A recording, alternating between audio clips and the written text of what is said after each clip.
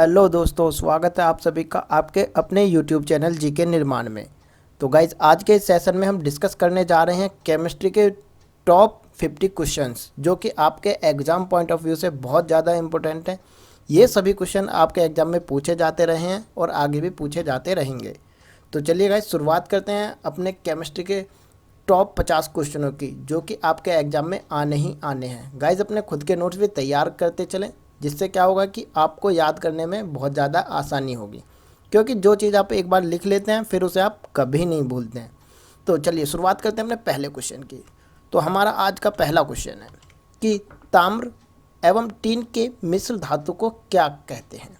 तो भाई, इसका सही उत्तर हो जाएगा क्या? कांसा। तो ताम्र और टीन के मिश्र धातु को कहा जाता है क्या? कांसा। यानी कि इसका कुछ answer number C, option number C जो है वो इसका करेक्ट उत्तर है। तो कांसा जो है वो मिश्रण होता है किसका? ताम्र एवं टीन का। अब बात करते हैं अपने क्वेश्चन नंबर 2 की। तो क्वेश्चन नंबर 2 है कि गाइज, कार्बन का कौन सा अपर रूप अधिक कठोर होता है? तो आपके ऑप्शन है ग्रेफाइट, हीरा, कोयला या काजल। तो याद रखिएगा गाइज, हीरा जो है, यानी कि ऑप्शन बी, हीरा कार्बन का अपर रूप है जो कि सबसे अधिक कठोर होता है। याद रखना, इसका उत्तर हो जाएगा बी सही। यानी कि आपका ऑप्शन बी जो है, हीरा जो है कार्बन का अपर रूप है जो सबसे अधिक कठोर होता है। अब बात कर लेते हैं अपने क्वेश्चन नंबर 3 की। तो क्वेश्चन नंबर 3 है कि धातुओं को पीट कर पत्थर यानी कि पतला बनाना आसान है। तो धातु को ये कौन सा गुणधर्म को बतलाता है? यानी कि धातु को पीट कर जो पतला किया जाता है तो वो धातु का कौन सा गुण है? क्या वो कठोरता, या आघातवर्धता, या धातु की चालकता, या सक्रियता? तो याद रखिएगा, धातु को पीटकर पतला बनाना जो है वो कहलाता है आघातवर्धता। यानी कि आपका ऑप्शन नंबर बी जो है वो एकदम सही हो जाएगा। तो आघातवर्धता जो होता है वो होता है कि धातु को पीटकर उन्हें पतला यानी कि चादर के रूप में परिवर्तित करना। ये धातु का गुण होता है। कौन सा गुण होता है? आघातवर्धता। आपका ऑप्शन नंबर बी जो है वो एकदम सही हो जाएगा। अब बात करते हैं क्वेश्चन नंबर 4 की कि सीसा और टीन की मिश्र धातु को क्या कहा जाता है? तो सीसा और टीन की मिश्र धातु को क्या कहा जाता है? तो आपके ऑप्शन है स्टील, या उसे उपधातु कहा जाता है, या गन मेटल बोला जाता है, या सोल्डर बोला जाता है। तो याद रखिएगा, इस सीसा और टीन की जो मिश्र धातु है वो होती है क्या? सोल्डर। क्या गाइस? सोल्डर। तो आपका ऑप्शन नंबर डी जो है वो एकदम सही हो जाएगा। याद रखिएगा, ये जो सारे क्वेश्चंस मैं आपसे डिस्कस कर रहा हूँ ये बहुत ज़्यादा इंपॉर्टेंट है, आपके एग्जाम में पूछे जाते रहे हैं और पूछे जाते रहेंगे। अब बात कर लेते हैं अपने अगले क्वेश्चन की। तो क्वेश्चन नंबर 5 कि एक धातु के टुकड़े से पतले तार खींचे जा सकते हैं। तो यह धातु के किस गुणधर्म को बतलाता है? तो याद रखिएगा, धातु के तार बनाने की प्रक्रिया को जो है हम कहा जाता है तन्यता। क्या? तन्यता। तो इसका ऑप्शन नंबर 1 जो है वो एकदम सही हो जाएगा। यानी कि आपका ऑप्शन नंबर ए जो है वो बिल्कुल करेक्ट हो जाएगा। तो तन्यता क्या होता है? तन्यता धातु का वो गुणधर्म होता है जिससे कि एक धातु के टुकड़े के पतले तार खींचे जा सकें, तो वह कहलाता है आपका तन्यता। तो ऑप्शन ए जो है वो एकदम सही जवाब है। चलिए अब बात कर लेते हैं अगले क्वेश्चन की।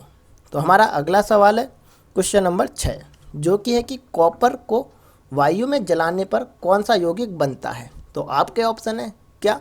कॉपर को जब वायु में जलाते हैं तो कॉपर हाइड्रोक्साइड बनता है, या कॉपर हाइड्राइड बनता है, या कॉपर ऑक्साइड बनता है, या कुछ भी नहीं बनता है? तो याद रखिएगा, जब कॉपर को हवा में जलाया जाता है यानी कि वायु में जलाया जाता है तो बनता है कॉपर ऑक्साइड। क्या गाइस? कॉपर ऑक्साइड बनता है जब कॉपर को वायु में जलाया जाता है। तो इस क्वेश्चन का ऑप्शन नंबर सी जो है वो एकदम सही हो जाएगा, कॉपर ऑक्साइड। तो कॉपर ऑक्साइड कब बनाया जाता है? जब कॉपर को वायु की प्रेजेंस में जलाया जाता है। अब बात कर लेते हैं अगले सवाल की। तो हमारा अगला सवाल है कि आयनिक यौगिक के गलनांक एवं क्वथनांक कैसे होते हैं? तो जो आयनिक यौगिक होते हैं तो उनके गलनांक एवं क्वथनांक जो है वो कैसे होते हैं? तो आपके ऑप्शन है कि वो निम्न होते हैं, या उच्च होते हैं, या सामान्य होते हैं, या सारे के सारे कथन जो है वो सत्य हैं। तो गाइस याद रखिएगा कि जब जो आयनिक यौगिक होते हैं उनके गलनांक एवं क्वथनांक जो हैं वो कैसे होते हैं, उच्च प्रवृत्ति के होते हैं। कैसे? उच्च होते हैं। तो याद रखिएगा आपका ऑप्शन नंबर बी जो है वो एकदम करेक्ट है। आयनिक यौगिकों के गलनांक एवं क्वथनांक कैसे होते हैं, उच्च होते हैं। अब बात कर लेते हैं अपने अगले सवाल की। तो हमारा अगला सवाल है क्वेश्चन नंबर 8 कि कौन सी धातु जल के साथ अभिक्रिया करती है। तो आपके ऑप्शन है ए, क्या सोना जो है वो जल के साथ अभिक्रिया करता है, या पोटेशियम जल के साथ अभिक्रिया करता है, या सिल्वर धातु जो है वो जल के साथ अभिक्रिया करती है, या लेड जो है वो जल के साथ अभिक्रिया करती है। तो गाइज बताइए कि कौन सी धातु जो है वो जल के साथ अभिक्रिया करती है। आपके option A B C D आपके सामने है। तो चलिए मैं बता देता हूँ आपको। पोटेशियम जो धातु है, पोटेशियम धातु जो है वो जल के साथ अभिक्रिया करती है, यानी कि आपका ऑप्शन नंबर बी जो है वो एकदम सही हो जाएगा। पोटेशियम धातु जो है वो जल के साथ क्या करती है, अभिक्रिया करती है, यानी कि अभिक्रिया मतलब रिएक्शन। अब बात कर लेते हैं अपने अगले सवाल की। तो हमारा अगला सवाल है कि कौन सी अधातु कमरे के ताप पर द्रव होती है। क्वेश्चन ध्यान से पढ़ना गाइस कि कौन सी धातु, कौन सी अधातु, कौन सी नॉन मेटल जो है वो कमरे के ताप पर लिक्विड फॉर्म में पाई जाती है। तो आपके ऑप्शन है पारा, एल्युमिनियम, ब्रोमीन या तांबा। याद रखना गाइस हम बात कर रहे हैं अधातु के बारे में, यानी कि नॉन मेटल के बारे में। तो बताइए कौन सी नॉन मेटल है जो रूम टेम्परेचर पर जो है वो लिक्विड फॉर्म में पाई जाती है। चलो मैं बता देता हूँ आपको। तो वो है ब्रोमियम, ब्रोमीन। कौन सी गाइस? ब्रोमीन जो अधातु है वो कमरे के ताप पर कैसी होती है, द्रव अवस्था में पाई जाती है। तो आपका ऑप्शन नंबर सी जो है वो एकदम सही हो जाएगा। याद रखना गाइस, अगर आपका एग्जाम में क्वेश्चन आ जाए कि कौन सी धातु कमरे के ताप पर, अभी तो मैं बात कर रहा था आपसे नॉन मेटल की, नॉन मेटल, तो कौन सी नॉन मेटल है जो रूम टेम्परेचर पर जो है लिक्विड फॉर्म में पाई जाती है, तो उसका सही जवाब हो जाएगा ब्रोमीन। अगर क्वेश्चन में आ जाए, क्वेश्चन पेपर में आ जाए कि कौन सी धातु यानी कि कौन सी मेटल जो है वो रूम टेम्परेचर पर लिक्विड फॉर्म में पाई जाती है, तो याद रखना गाइज पारा, पारा यानी कि मरकरी। मरकरी जो है एक मेटल है जो कि रूम टेम्परेचर पर किस फॉर्म में पाई जाती है, लिक्विड फॉर्म में। इम्पोर्टेंट क्वेश्चन है, आपके एग्जाम में ये क्वेश्चन पूछे जाते रहते हैं। तो आपको विशेष ध्यान ये रखना है कि अगर बात करें नॉन मेटल की तो आपका सही जवाब हो जाएगा ब्रोमीन, और बात करेगा अगर एग्जामिनर मेटल यानी कि धातु, वह धातु कौन सी है जो रूम टेम्परेचर पर द्रव अवस्था में पाई जाती है, तो उसका सही जवाब क्या हो जाएगा आपका मरकरी यानी कि पारा।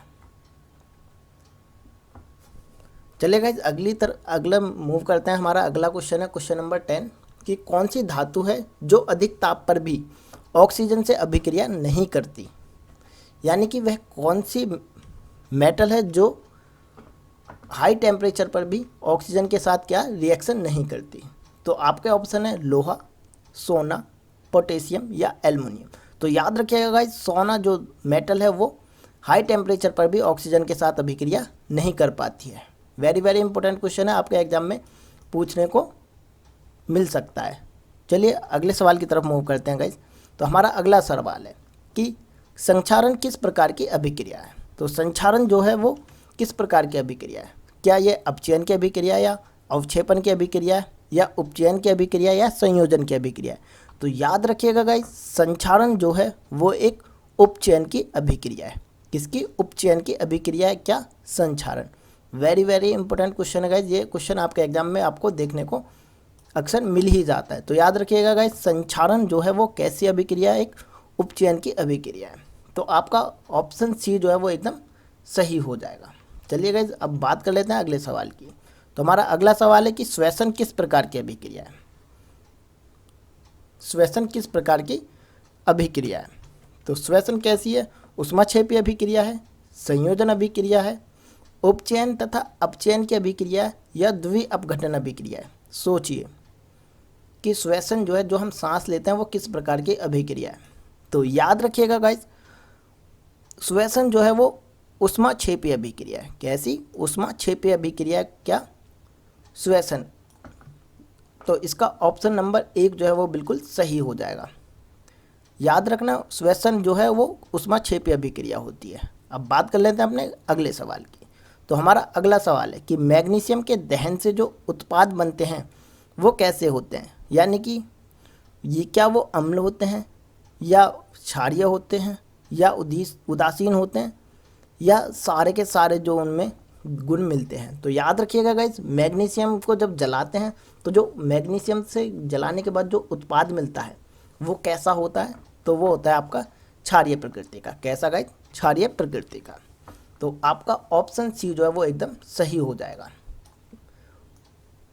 जब मैग्नीशियम को क्या करते हैं? दहन करते हैं, तो जो उससे उत्पाद बनता है वो कैसा होता है? क्षारीय प्रकृति का होता है। इंपॉर्टेंट क्वेश्चन है, आपके एग्जाम में देखने को मिल सकता है। अब बात करते हैं अगले क्वेश्चन की। तो हमारा अगला सवाल है कि सोडियम, लिथियम, कैल्शियम और निकेल में से किस धातु को चाकू से काटा जा सकता है? दोबारा पढ़िए। सोडियम, लिथियम, कैल्शियम और निकेल में से किस धातु को चाकू से काटा जा सकता है? Very very important question. आपके एग्जाम में यह सवाल काफ़ी बार आया हुआ है। तो कौन सी धातु है जिसको चाकू से काटा जा सकता है? तो याद रखिएगा गाइस, ऑप्शन ए जो है वो बिल्कुल सही हो जाएगा। सोडियम जो है वो एक ऐसी धातु है जिसको चाकू से भी काट सकते हैं। वेरी वेरी इंपॉर्टेंट क्वेश्चन है गाइस ये। चलिए अब अगले सवाल की तरफ मूव करते हैं। अब बात करते हैं कि आभूषण बनाने वाला सोना कितने कैरेट का होता है, यानी कि जिस सोने से हम आभूषण बनाते हैं तो वो कितने कैरेट का होता है? 22 कैरेट का होता है, 24 कैरेट का होता है, 16 कैरेट का होता है या 23 कैरेट का होता है? तो गाइस याद रखना, आभूषण बनाने वाला सोना जो है वो 22 कैरेट का होता है। कितना? 22 कैरेट का। तो इस क्वेश्चन का ऑप्शन नंबर ए जो है वो बिल्कुल सही हो जाएगा। इंपॉर्टेंट क्वेश्चन है गाइस। अगर आपके एग्जाम में आ जाए कि शुद्ध सोने में कितने कैरेट होते हैं, तो याद रखिएगा गाइस, शुद्ध सोने में 24 कैरेट पाया जाता है। कितना? शुद्ध सोने में कितना? 24 कैरेट।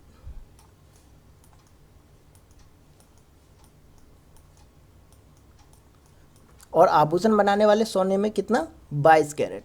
इंपॉर्टेंट क्वेश्चन है, आपके एग्जाम में देखने को मिल सकता है और कंफ्यूज होने की बिल्कुल भी ज़रूरत नहीं है। अगर क्वेश्चन में आए कि शुद्ध सोने में कितने कैरेट होते हैं, तो याद रखिएगा 24 कैरेट जो है वो शुद्ध सोने में पाए जाते हैं, लेकिन जिस सोने के हम आभूषण बनाते हैं उसमें कितने?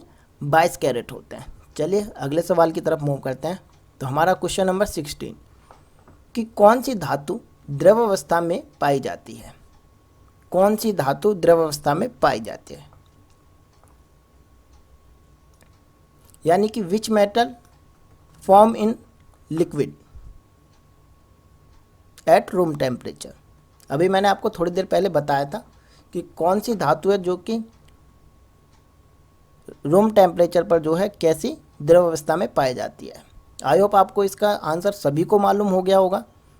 तो याद रखिएगा गाइज, मरकरी। ऑप्शन बी जो है वो बिल्कुल सही है। पारा, मरकरी को और क्या बोला जाता है? पारा। तो याद रखिएगा गाइज, मरकरी जो है वो एक ऐसी धातु है जो कि रूम टेम्परेचर पर द्रव अवस्था में पाई जाती है। इंपॉर्टेंट क्वेश्चन है, आपके एग्जाम में पूछा जा सकता है। और अभी मैंने थोड़ी देर पहले बताया था आपको कि वह कौन सी धातु है जो कि द्रव अवस्था में पाई जाती है रूम टेम्परेचर पर। तो याद रखिएगा गाइज, कौन सी? ब्रोमीन। मैंने अभी आपको थोड़ी देर पहले बताया था। चलिए क्वेश्चन नंबर 17 की तरफ मूव करते हैं गाइज। तो हमारा क्वेश्चन नंबर 17 है कि किस धातु को केरोसिन में डुबो कर रखा जाता है? वह कौन सी धातु है जिसे केरोसिन में डुबो कर रखा जाता है? क्या सोडियम को कोई केरोसिन में डुबा के रखते हैं, या मैग्नीशियम को, या जिंक को, या ये सारी धातुएं जो हैं उनको सभी को केरोसिन में डुबो कर रखा जाता है? तो याद रखिएगा इस सवाल का ऑप्शन नंबर ए जो है वो बिल्कुल सही हो जाएगा। तो सोडियम एक ऐसी धातु है जिसको किस में डुबो कर रखते हैं? केरोसिन में। और अभी मैंने सोडियम के बारे में आपको एक और चीज़ बताई थी कि सोडियम एक ऐसी धातु है जिसको हम आसानी से चाकू से भी काट सकते हैं। और सोडियम का जो Na जो है इसका सिंबल होता है किसका, सोडियम का। तो याद रखना गाइस, सोडियम जो है वो एक ऐसी धातु है जिसे केरोसिन में डुबोकर रखा जाता है, और सोडियम को जो है वो चाकू से आसानी से काट सकते हैं, यानी कि इतनी सॉफ्ट होती है सोडियम। और ये क्या है, एक धातु है। क्या है गाइस, एक धातु है। चलिए अगले क्वेश्चन की तरफ मूव करते हैं, अपने क्वेश्चन नंबर 18 की तरफ। तो हमारा क्वेश्चन नंबर 18 है कि निम्न में से कौन अधातु पानी में डुबोकर रखी जाती है। अब बात करते हैं किसकी, अधातु की। अभी हमने बताया था धातु जो कि किसमें, केरोसिन में डुबोकर रखी जाती थी, तो वो कौन सी थी, सोडियम। अब किसकी बात कर रहे हैं हम गाइस, अधातु की, यानी कि नॉन मेटल की। तो बताइए वो कौन सी अधातु है जिसे किसमें, पानी में डुबोकर रखा जाता है। तो आपके ऑप्शन है सल्फर, या श्वेत फॉस्फोरस यानी कि वाइट फॉस्फोरस, लाल फॉस्फोरस यानी कि रेड फॉस्फोरस, या आयोडीन। तो गाइस याद रखिएगा, श्वेत फॉस्फोरस जो है यानी कि आपका वाइट फॉस्फोरस। वाइट फॉस्फोरस एक क्या है, अधातु है। वाइट फॉस्फोरस क्या है, एक अधातु है, जिसको किस में डुबोकर रखते हैं हम लोग, पानी में। किसमें, पानी में। इंपॉर्टेंट क्वेश्चन है, आपके एग्जाम में देखने को मिल सकता है ये सवाल। तो याद रखना गाइस कि एक अधातु कौन सी, वाइट फॉस्फोरस जो है एक अधातु है जिसे पानी में डुबोकर रखते हैं। और केरोसिन में डुबोकर रखी जाने वाली धातु का नाम क्या बताया था मैंने अभी आपको, सोडियम। याद रखिएगा, इंपॉर्टेंट क्वेश्चन है, कंफ्यूज होने की बिल्कुल ज़रूरत नहीं है। सोडियम क्या है, सोडियम एक धातु है। और वाइट फॉस्फोरस क्या है, वाइट फॉस्फोरस एक अधातु है, यानी कि वाइट फॉस्फोरस एक नॉन मेटल है, और इसे किस में डुबोकर रखते हैं हम, पानी में। चलिए क्वेश्चन नंबर 19 की तरफ मूव करते हैं गाइस। तो हमारा 19वां सवाल है कि कपड़ों और बर्तनों को साफ करने के लिए प्रयुक्त डिटर्जेंट में क्या होता है। तो आपके ऑप्शन है नाइट्रेट, या बाइकार्बोनेट, या सल्फोनेट, या बिस्मथ। तो गाइस याद रखिएगा कि कपड़ों और बर्तनों को साफ करने के लिए जो प्रयुक्त डिटर्जेंट होता है उसमें क्या प्रेजेंट होता है, तो उसमें होता है सल्फोनेट प्रेजेंट। क्या गाइस, सल्फोनेट। यानी कि इस सवाल का उत्तर नंबर ऑप्शन नंबर सी जो है वो बिल्कुल सही हो जाएगा। सल्फोनेट जो है किसमें, डिटर्जेंट में यूज़ होता है, जो कि काम करता है किसको, कपड़ों और बर्तनों की सफाई के लिए। चलिए क्वेश्चन नंबर 20 की तरफ मूव करते हैं। तो हमारा अगला सवाल है कि जस्ता के अयस्क क्या है। जस्ता के अयस्क क्या हैं। तो आपके ऑप्शन है zinc blende, bauxite, sodium chloride, या सिनेवार। तो गाइस याद रखिएगा, जस्ते का जो अयस्क है वो है जिंक ब्लेड। क्या, जिंक ब्लेड। तो आपका ऑप्शन नंबर ए जो है वो बिल्कुल सही हो जाएगा।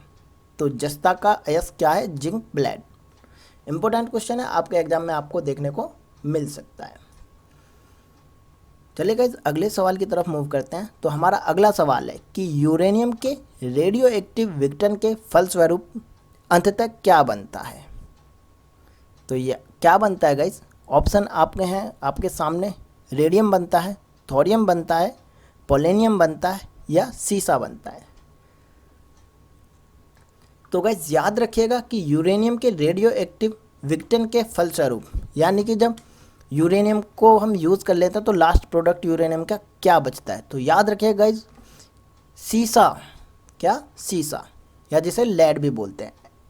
क्या, सीसा या लेड जो है वो अंतिम उत्पाद है किसका, यूरेनियम का। तो आपका ऑप्शन नंबर डी जो है वो बिल्कुल सही हो जाएगा। यानी कि यूरेनियम के रेडियो एक्टिव विघटन के फलस्वरूप अंततः हमें सीसा या लेड जो है वो हमें प्राप्त होता है। चलेगा क्वेश्चन नंबर 22 की तो बात कर लेते हैं क्वेश्चन नंबर 22 की। तो क्वेश्चन नंबर 22 है कि जर्मन सिल्वर एक मिश्र धातु है किस किस की। जर्मन सिल्वर एक मिश्र धातु है किस किस की। तो आपके ऑप्शन है कॉपर, निकल और सिल्वर की, सिल्वर, कॉपर और एल्युमिनियम का मिश्र धातु है, जिंक, कॉपर और निकल का, या जिंक, सिल्वर और कॉपर की मिश्र धातु है जर्मन सिल्वर। देखते हैं कौन सही बताएगा। तो गाइस याद रखिएगा जर्मन सिल्वर जो है वो मिश्र धातु है किस किस की, जिंक, कॉपर और निकल की। किसकी, जिंक, कॉपर और निकल की। जिंक, कॉपर और निकल की। तो आपका ऑप्शन नंबर सी जो है वो एकदम सही हो जाएगा। तो याद रखना गाइस, जर्मन सिल्वर जो है वो एक मिश्र धातु है किसकी, जिंक प्लस कॉपर प्लस निकल। तो चलिए बात कर लेते हैं गाइस अपने क्वेश्चन नंबर 23 की। तो हमारा क्वेश्चन नंबर 23 है कि परमाणु के नाभिक में प्रेजेंट होते हैं। तो आपका ऑप्शन पहला है कि प्रोटॉन, न्यूट्रॉन, प्रोटॉन या न्यूट्रॉन दोनों या तीनों, इलेक्ट्रॉन, प्रोटॉन और न्यूट्रॉन। बताइएगा इसकी परमाणु के नाभिक में जो है क्या क्या प्रेजेंट होता है। तो चलिए, तो गाइज याद रखिएगा परमाणु के नाभिक में जो है प्रोटॉन और न्यूट्रॉन प्रेजेंट होते हैं। क्या गाइज, प्रोटॉन और न्यूट्रॉन जो है वो प्रेजेंट होते हैं परमाणु के नाभिक में। तो इस सवाल का ऑप्शन नंबर सी जो है वो बिल्कुल सही हो जाएगा। चलिए गाइज बात कर लेते हैं अपने अगले सवाल की। तो हमारा अगला सवाल है कि कपड़े से जंग के धब्बे हटाने के लिए हम क्या प्रयुक्त करते हैं। तो आपके ऑप्शन है मिट्टी का तेल, चूना, ऑक्जेलिक अम्ल का घोल या पेट्रोल। तो बताइएगा इसकी कपड़ों से जंग के धब्बे हटाने के लिए हम किस चीज़ का प्रयोग करते हैं। तो इस सवाल का सही जवाब हो जाएगा ऑप्शन नंबर सी, यानी कि ऑक्जेलिक एसिड। क्या, ऑक्जेलिक अम्ल घोल जो है हम यूज़ करते हैं किसके लिए, कपड़ों से जंग के धब्बे हटाने के लिए। कपड़ों से जंग के धब्बे हटाने के लिए हम प्रयोग करते हैं क्या, ऑक्जेलिक अम्ल घोल का। तो इस सवाल का ऑप्शन सी जो है वो बिल्कुल सही हो जाएगा। चलिए गाइस अब बात कर लेते हैं अपने अगले सवाल की। तो हमारा क्वेश्चन नंबर 25 है कि दही खट्टा होता है। तो दही के खट्टे होने का कारण क्या है। क्या इसमें टार्टरिक अम्ल प्रेजेंट होता है, या दही में लैक्टिक अम्ल होता है, या आपका ऑप्शन सी एसिटिक अम्ल प्रेजेंट होता है, या ऑक्जेलिक अम्ल होता है। तो गाइज याद रखिएगा दही के खट्टे होने का कारण जो है वो है लैक्टिक अम्ल। तो क्योंकि दही में पाया जाता है लैक्टिक अम्ल, जिसके कारण ही दही कैसी होती है, खट्टा होता है। तो इस सवाल का ऑप्शन नंबर बी जो है वो बिल्कुल सही हो जाएगा। और ये सवाल जो है बहुत ज़्यादा इम्पोर्टेंट है, आपके एग्जाम में काफ़ी बार पूछा गया है कि दही के खट्टे होने का कारण क्या होता है। तो याद रखना गाइस, लैक्टिक अम्ल के कारण ही दही जो है वो खट्टा होता है। चलिए अगले सवाल की तरफ मूव करते हैं गाइस। तो हमारा अगला सवाल है कि आंसू गैस, आंसू गैस में क्या प्रेजेंट होता है। तो आंसू गैस में क्या होता है, chloroprene, carbonyl chloride, nitrous oxide या ब्लीचिंग पाउडर। तो गाइस याद रखिएगा आंसू गैस, आंसू गैस में होता है क्या, क्लोरोप्रीन। क्या, क्लोरोप्रीन। तो इस सवाल का ऑप्शन ए जो है वो बिल्कुल सही हो जाएगा। इंपॉर्टेंट क्वेश्चन है, आपके एग्जाम में पूछा जा सकता है और काफ़ी बार ये क्वेश्चन जो आपके एग्जाम में आया भी हुआ है। तो याद रखिएगा आंसू गैस में क्या प्रेजेंट होता है, क्लोरोप्रीन, क्लोरोप्रीन। चलिए गाइस अगले सवाल की तरफ मूव करते हैं हम। तो हमारा क्वेश्चन नंबर 27 कि पुराने जो तेल चित्र होते हैं उनके रंग सुधारने के लिए हम किस चीज़ का प्रयोग करते हैं। तो आपके ऑप्शन है ozone, hydrogen peroxide, barium peroxide या सोडियम परऑक्साइड।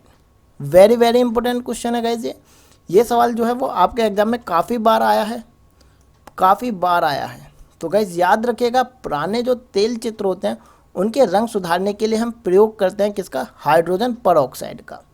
किस चीज़ का गाइस, हाइड्रोजन परऑक्साइड का। तो इस सवाल का ऑप्शन नंबर बी जो है वो बिल्कुल सही हो जाएगा। और ये क्वेश्चन जो है बहुत ज़्यादा इम्पोर्टेंट है कि पुराने तेल चित्रों को रंग सुधारने के लिए हम किस चीज़ का प्रयोग करते हैं। तो याद रखिएगा हाइड्रोजन परऑक्साइड यूज़ किया जाता है पुराने तेल चित्रों का रंग सुधारने के लिए। इंपॉर्टेंट क्वेश्चन है, आपके एग्जाम में आता ही रहता है। चलिएगा इस क्वेश्चन नंबर 28 की तरफ मूव करते हैं हम। तो हमारा क्वेश्चन नंबर 28 है कि पैराशूट बनाने के लिए प्रयुक्त एक बहुलक, बहुलक यानी कि पॉलीमर पदार्थ कौन सा है। आपके ऑप्शन है रेयॉन, विस्कोस या कॉटन या टेरेलिन। तो गाइज ये याद रखिएगा पैराशूट बनाने के लिए हम पॉलीमर यूज़ करते हैं जिसका नाम है विस्कोस। क्या? विस्कोस। तो इस सवाल का ऑप्शन बी जो है वो एकदम सही हो जाएगा। क्या? ऑप्शन बी जो है वो एकदम सही हो जाएगा। तो याद रखिएगा, इस पैरासूट बनाने के लिए हम जो पॉलीमर यूज़ करते हैं उसका नाम है viscose. Very very important question, आपके एग्जाम में ये सवाल भी देखने को मिल सकता है। चलिए गाइस, अगला सवाल है हमारा कि परमाणु बम का आविष्कार किसने किया? परमाणु बम का आविष्कार किसने किया? तो आपके ऑप्शन है मैडम क्यूरी ने, पियर क्यूरी ने, ऑटो हॉर्न ने या एल्बर्ट आइंस्टाइन ने।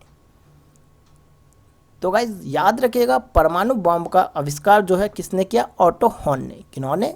ऑटो हॉर्न ने। तो इस सवाल का ऑप्शन नंबर सी जो है वो एकदम सही हो जाएगा।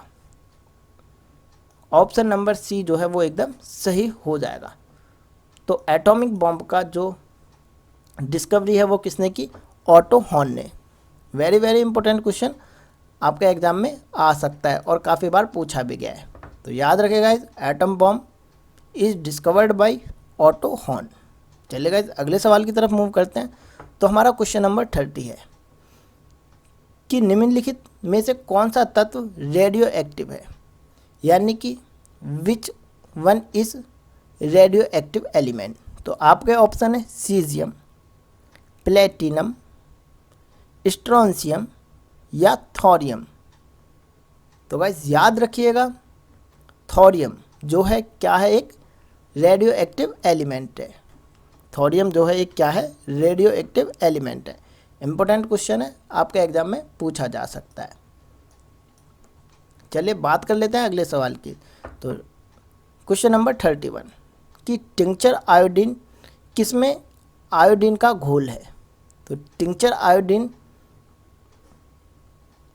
किसमें आयोडीन का घोल है? तो इस सवाल के ऑप्शन है पोटेशियम आयोडाइड का घोल है टिंचर आयोडीन जो है, एथिल एल्कोहल का है, या ओनली जल का है, या सोडियम क्लोराइड का है।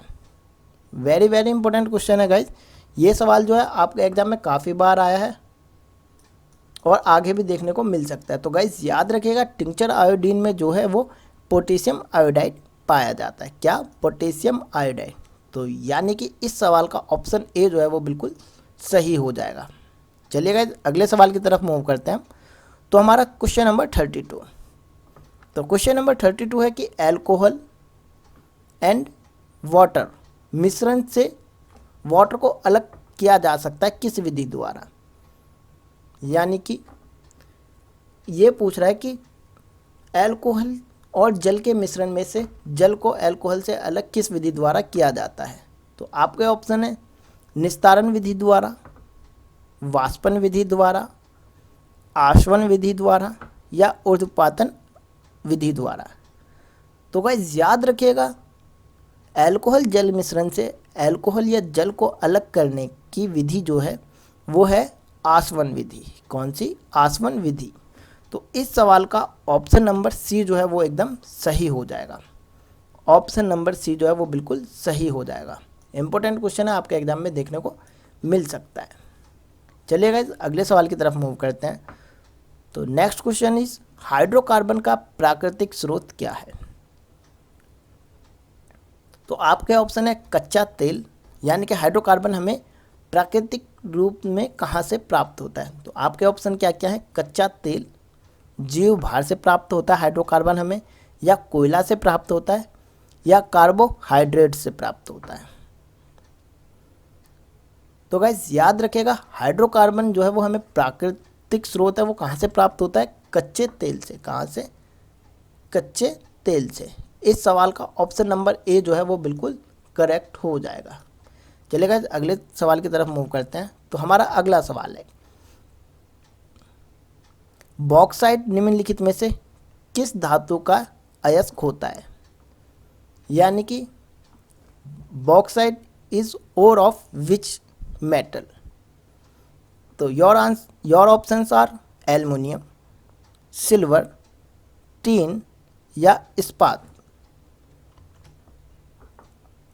तो गाइस याद रखिएगा, bauxite is ore of aluminium metal, यानी कि बॉक्साइट जो है वो एल्युमिनियम धातु का अयस्क है।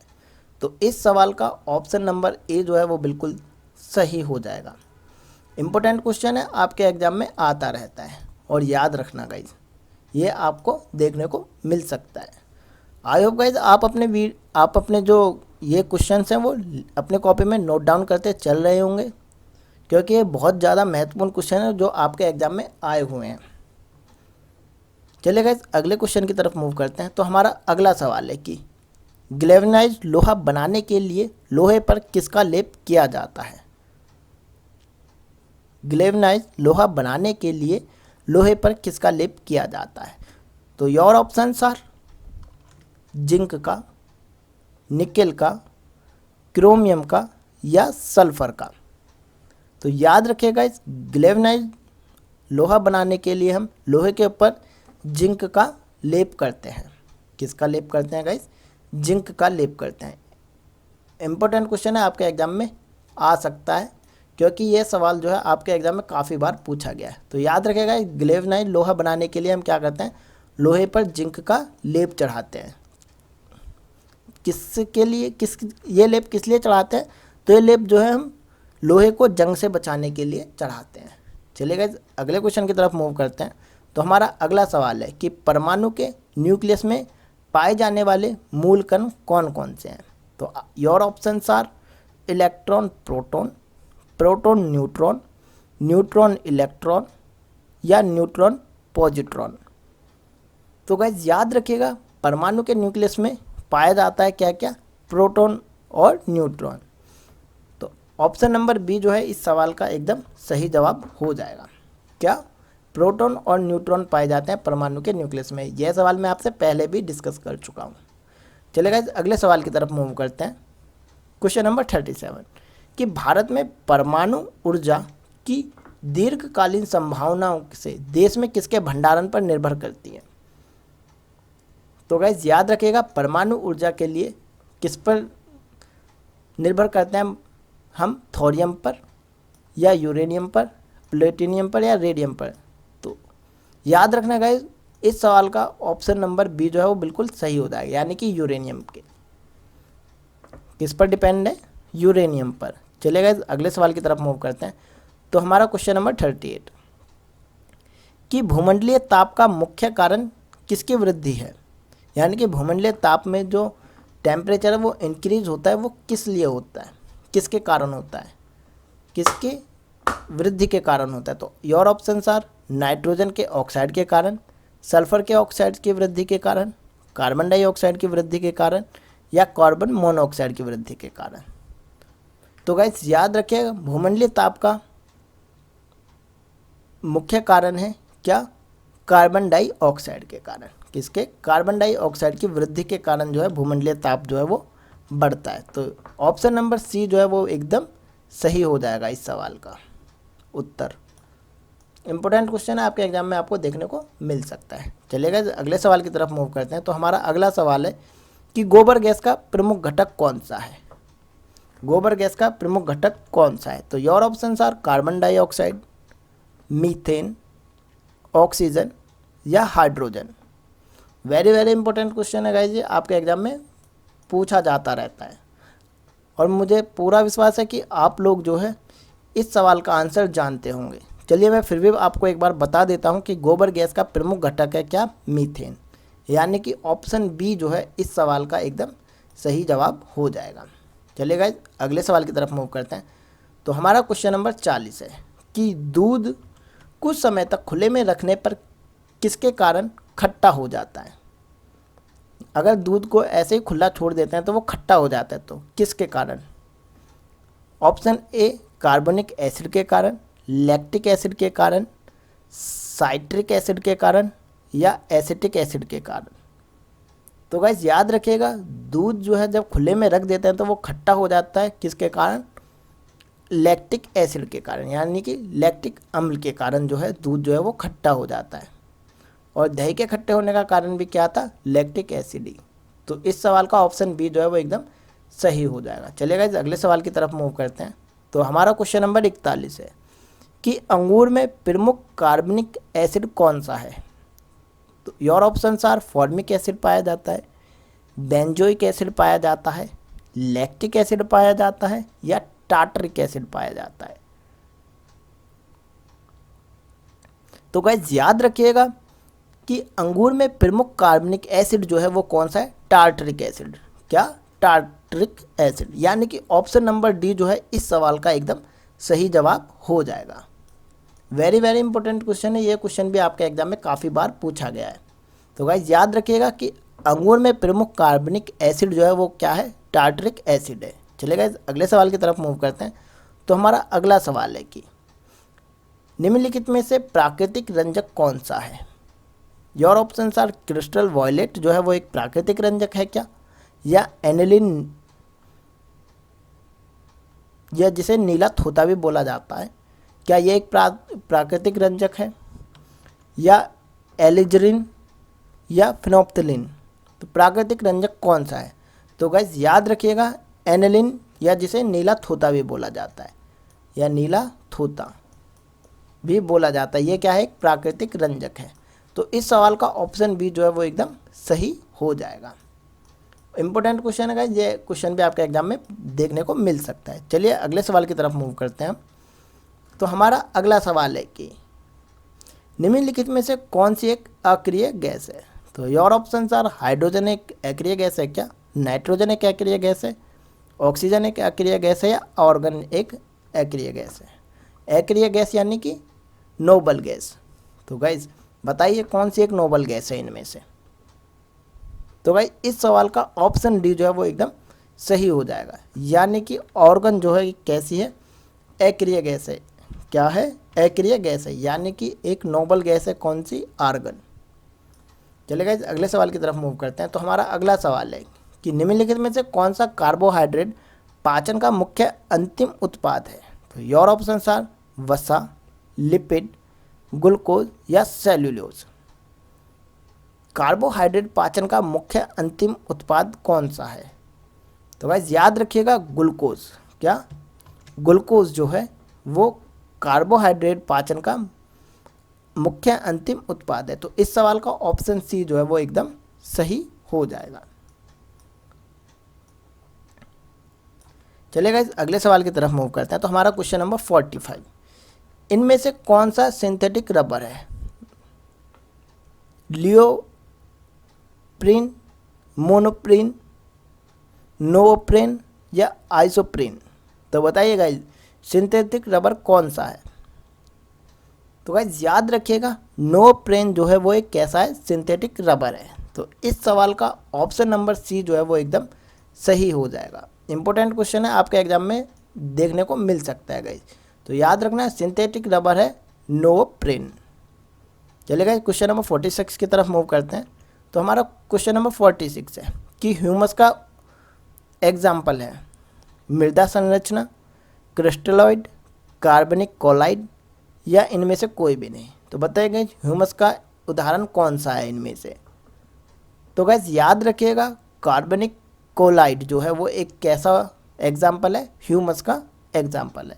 तो यानी कि इस सवाल का ऑप्शन नंबर सी जो है वो एकदम सही हो जाएगा। ऑप्शन नंबर सी जो है वो बिल्कुल सही हो जाएगा। ह्यूमस का उदाहरण कौन है, कार्बनिक कोलाइडल जो है वो ह्यूमस का एक उदाहरण है। चलिएगा इस क्वेश्चन नंबर 47 की तरफ मूव करते हैं। तो हमारा क्वेश्चन नंबर 47 है किस दर्द से राहत पाने के लिए कौन सी दवा का उपयोग किया जाता है। तो your options are risedronate, tramadol, folic acid या ब्रोपीप्रिन। क्या,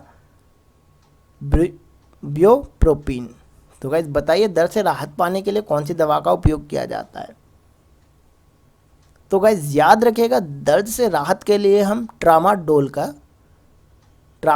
दवा जो है उसका प्रयोग करते हैं। यानी कि इस सवाल का ऑप्शन नंबर बी जो है वो एकदम सही हो जाएगा। ट्रामाडोल जो दवा है वो किसके प्रयोग के लिए की जाती है, तो दर्द से राहत पाने के लिए। चलिए गाइस अगले सवाल की तरफ मूव करते हैं हम। तो हमारा अगला सवाल है कि फॉर्म अग्निशामक यंत्र में निम्नलिखित में से किस रासायन का उपयोग किया जाता है। तो आपके ऑप्शन है एल्युमिनियम सल्फेट का, कॉपर सल्फेट का, कोबाल्ट सल्फेट का या निकल सल्फेट का। तो गाइस याद रखिएगा कि फॉर्म अग्निशामक यंत्र में जो है हम किसका, एल्युमिनियम सल्फेट का प्रयोग करते हैं। किसका, एल्युमिनियम सल्फेट का। किसका? एल्युमिनियम सल्फेट का। तो इस क्वेश्चन का ऑप्शन नंबर 1 जो है वो बिल्कुल सही हो जाएगा। तो फॉर्म अग्निशामक यंत्र में हम एल्युमिनियम सल्फेट का प्रयोग करते हैं। चलिएगा अगले सवाल की तरफ मूव करते हैं। तो हमारा क्वेश्चन नंबर 49 है कि निम्नलिखित में से किस उद्योग में मीका कच्चे माल के रूप में उपयोग किया जाता है? वेरी वेरी इंपॉर्टेंट क्वेश्चन आपके एग्जाम में देखने को मिल सकता है। तो योर ऑप्शंस आर लोहा और स्टील के उद्योग में, खिलौनों के उद्योग में, गिलास और मिट्टी के बर्तन के उद्योग में, या विद्युत उद्योग में। तो बताइएगा इस मीका जो है कच्चे माल के रूप में किस उद्योग में यूज़ किया जाता है? तो इस सवाल का ऑप्शन नंबर डी यानी कि विद्युत। तो विद्युत उद्योग में यूज़ किया जाता है मीका एज अ कच्चा माल। ऑप्शन डी जो है इस सवाल का एकदम सही जवाब हो जाएगा, यानी कि विद्युत उद्योग में। चलिएगा अपने अंतिम क्वेश्चन की तरफ मूव करते हैं। तो हमारा क्वेश्चन नंबर 50 है कि मरकरी और सोडियम स्ट्रीट लैंप हैं, तो ये किसके कारण रोशनी देते हैं? मरकरी और सोडियम स्ट्रीट लैंप किसके कारण रोशनी देते हैं? तो योर ऑप्शंस आर परमाणु अवशोषण के कारण, परमाणु उत्सर्जन के कारण, या इलेक्ट्रॉन अवशोषण के कारण, या इलेक्ट्रॉन के उत्सर्जन के कारण। इंपॉर्टेंट क्वेश्चन है गाइज। ये क्वेश्चन जो है आपके एग्जाम में काफ़ी बार आया हुआ है और ये क्वेश्चन एग्जामों में आता ही रहता है। तो गाइज याद रखिएगा, मरकरी और सोडियम स्ट्रीट लैंप जो हैं वो इलेक्ट्रॉन उत्सर्जन के कारण क्या करते हैं? रोशनी प्रदान करते हैं। तो यानी कि इस सवाल का ऑप्शन नंबर डी जो है वो बिल्कुल सही हो जाएगा। ऑप्शन नंबर डी जो है वो बिल्कुल सही हो जाएगा, इलेक्ट्रॉन उत्सर्जन। तो गाइज ये थे केमिस्ट्री के टॉप 50 क्वेश्चन जो कि प्रीवियस ईयर से मैंने आपको दिए थे। तो आई होप गाइज आपको ये वीडियो जो है बहुत ज़्यादा पसंद आया होगा। अगर आपको ये वीडियो पसंद आए तो इसे ज़्यादा से ज़्यादा लाइक करें और अपने दोस्तों के साथ भी शेयर करना ना भूलें, ताकि वो भी इस वीडियो का फ़ायदा उठा पाएँ। तो चलिए गाइज फिर मिलते हैं नेक्स्ट वीडियो के साथ। तब तक के लिए जय हिंद, जय भारत, और हमारे चैनल जी के निर्माण को सब्सक्राइब करना ना भूलें।